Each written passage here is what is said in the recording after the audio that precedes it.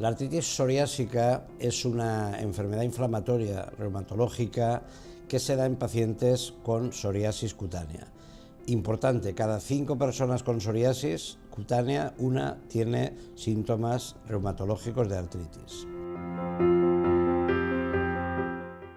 La artritis psoriásica produce una afectación bien periférica, sobre todo de manos y de pies, o bien una afectación de la columna que se llama axial.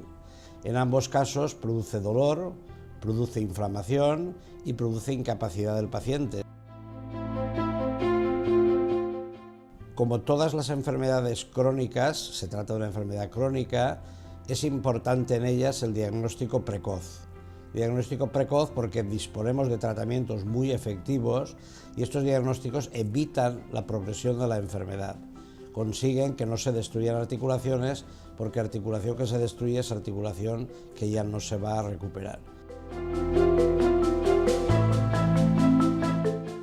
Debido a la importancia de la afectación articular en los pacientes con psoriasis y también de la afectación cutánea en los pacientes que tienen artropatía, hace ya tiempo que se decidió en todos los hospitales que hubiera una estrecha vinculación entre reumatólogos y dermatólogos y se diseñaron consultas multidisciplinares.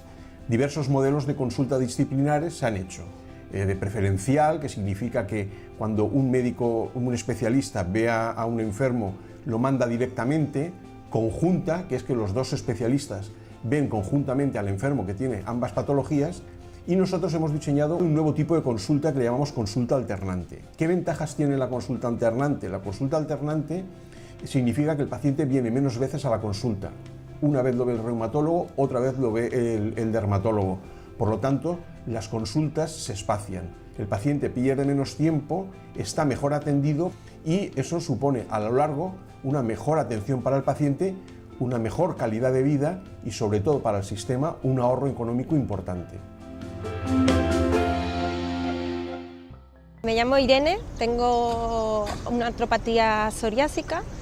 Me empezaron a tratar en el Hospital General, en el servicio de derma, por una psoriasis con 15 años, pero hace 5 me empezaron a doler las manos, los nudillos y me derivaron al servicio de reumatología. Y me introdujeron unos pinchazos, que es un tratamiento biológico, y desde que me están tratando con esta medicación he mejorado bastante y de hecho a día de hoy me encuentro bastante bien.